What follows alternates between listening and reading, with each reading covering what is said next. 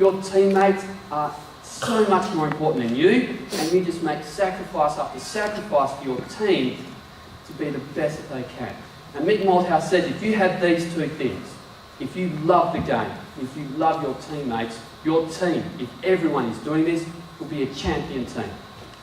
And the crowd is sitting there and they're going, oh, we're expecting some new kicking technique or some new strategy or some new fitness regime where you do these weights that's going to make our team even better. And he says, no, all that is secondary. We can teach you how to kick. We can teach you how to do weights and nutrition. But if you don't have these two things, it's not going to work. And you're all going, whoa, that is so true. It's so profound. And I guess Jesus, as the boys sitting down, listening to Jesus talking, Jesus was saying the exact same thing. See, most of the teachers, as people would come and listen to the teachers, they'll teach you a new way of doing things, or a new prayer system, or if you do this, this will happen.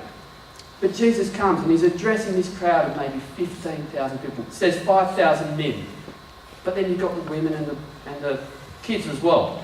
And you've got these 15,000. And Jesus says to them, hey, if you want life to work, if you want to connect with God, you need two things. You need to love God. And it says, well, I'm on the second page. There we go, the cranking through it. It says in Luke 10, love the Lord your God with all your heart, soul, and strength, and your mind. Love God with everything. Secondly, love your neighbour as yourself. If you do these two things, everything else will fall into place. See, these people, they had this massive list of rules that they needed to follow.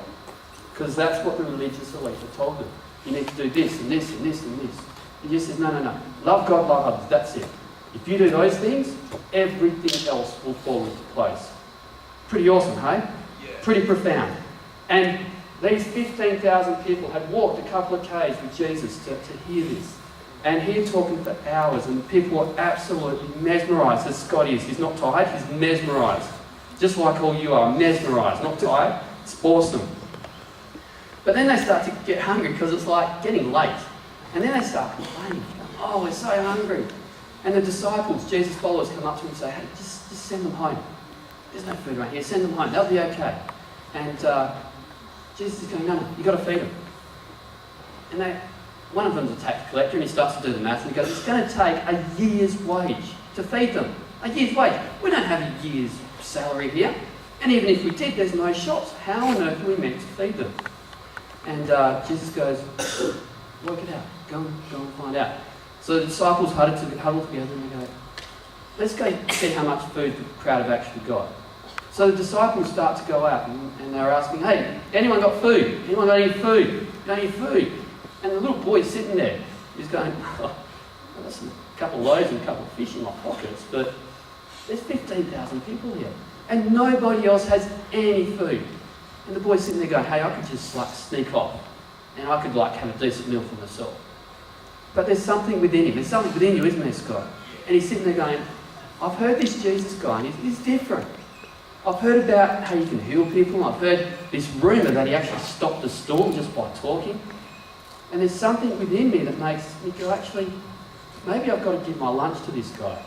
So as the disciple comes over, little Scotty here, he goes, hey, I've got some fish, and I've got some loaves.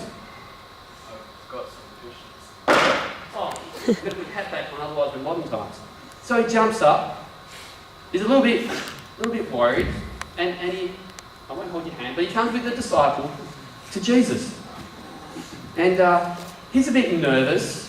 What's this Jesus guy going to say when I rock up with my 5 loaves, don't you? 5 loaves, 2 fish. And he's probably sitting there going, Jesus is just going to laugh at me. He's just going to go, what do you expect me to do with that? There's look at the need around you. There's 15,000 people. And you've got 5 loaves, 2 fish. What difference is that going to make? But that's not what happens at all. Little Scotty, he brings his lunch up. And I wish I had another hand. And Jesus takes it. Oh, you've got a dog as well. Got a goat as well. That could go a little further. But that's not in the Bible. And Jesus says, hey, thank you for your lunch. And he doesn't go away and eat it himself, because that's probably all that Jesus could do with it if we look at it from our perspective. But Jesus actually prays for it.